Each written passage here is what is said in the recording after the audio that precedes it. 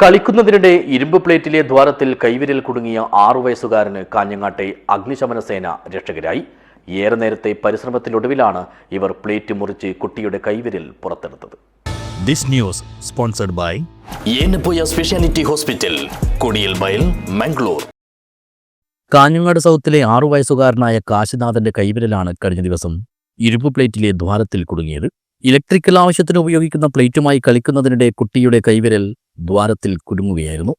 കുട്ടിയുടെ പിതാവ് ഷിജുവും സുഹൃത്തുക്കളും ചേർന്ന് പല രീതിയിൽ കൈവിരൽ വിടുവിക്കാൻ ശ്രമിച്ചെങ്കിലും വിജയിച്ചില്ല. ഇതേ തുടർന്നാണ് കുട്ടിയുമായി ഉടൻ കാഞ്ഞങ്ങാട്ടെ അഗ്നിരക്ഷാനിലയത്തിലെത്തിയത്.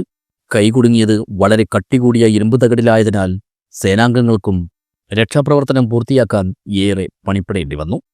ഫയർ ആൻഡ് റെസ്ക്യൂ ഓഫീസർമാരായ A T Mukesh, V V Linesh, P Anilesh, A Sudheer, K M Latheesh, M Mithun Mohan, Anuragan Babu, home guard Ramachandran എന്നിവർ ചേർന്നാണ് കുട്ടിക്ക് ഒരു തരത്തിലുള്ള നേരിയ പരിക്കുപോലും ഏൽപ്പിക്കാതെ ഇരുമ്പ് പ്ലേറ്റ് മുറിച്ച് കൈവിരൽ പുറത്തെടുത്തത്. News bureau, Kanhangad.